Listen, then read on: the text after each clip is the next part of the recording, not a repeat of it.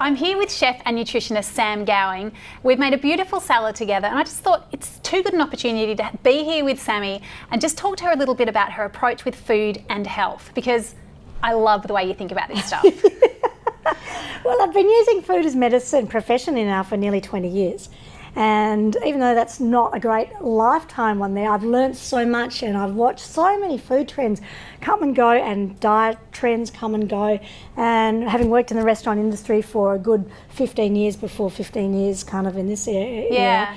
And I know that we have a common denominator in our love for healthy eating and our love for ease of eating, but also for great restaurant food. Yeah, so absolutely. how do we find the sweet spot? I would love to know the trick to that. Yeah, so I've been working on it for years, and there was a time where I was like all or nothing, and I went, oh, this is boring. I'm not being true to my old restaurateur self. So I don't like to use the word balance in a condescending way, but for every restaurant meal I have, I try not to have as much fried or trans fats or anything really heavy the next few days. Okay. Because we never know the extent of different seasonings, different oils and so forth that are used across the board in some restaurants. Sure. So I just try and take the pressure off my body, and obviously not have too much champagne.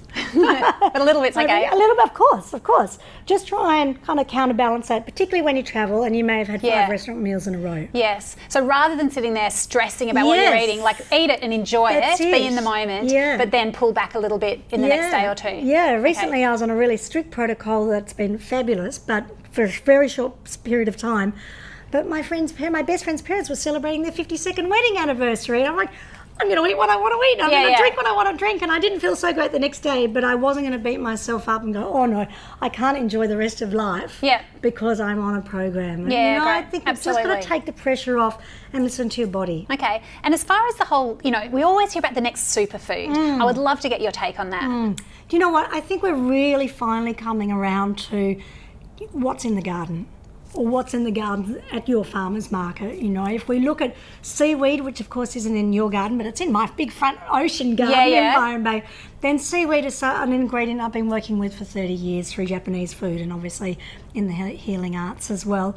Seaweed is starting to gain a lot more momentum as a lot more of that Tasmanian seaweed is grown organically or harvested organically. Yep. So of course that's something we're all going to incorporate a lot more. But I think insofar as looking for that magic ingredient, we can keep hunting and we can keep celebrating something like teff, or as we've talked about, kale for years and years now, and just come back to basics. Watercress for me is a number one. Oh, okay. Yeah, turmeric, which we've worked in the recipe, but watercress because it's so bitter and so good for you. Oh, okay. But it is about those seasonal ingredients, not freaking out about the next magic ingredient, which then I suppose as it becomes more trendy, becomes more expensive. Yeah, that's right. And for every case study for the magical ingredient, there's a counter case study for every magical ingredient. So at the end of the day, come back to what older cultures and more ancient wisdom has practiced for centuries. And I love your idea of the food that makes you happy, so eating joyfully, because I think that's healthy too, right? That's it, and that for me, food and happiness is the next frontier. So let's drive that bus. All right, I'm on that bus with you. Thank you so much for sharing your wisdom today, Sam. My pleasure. Thank you.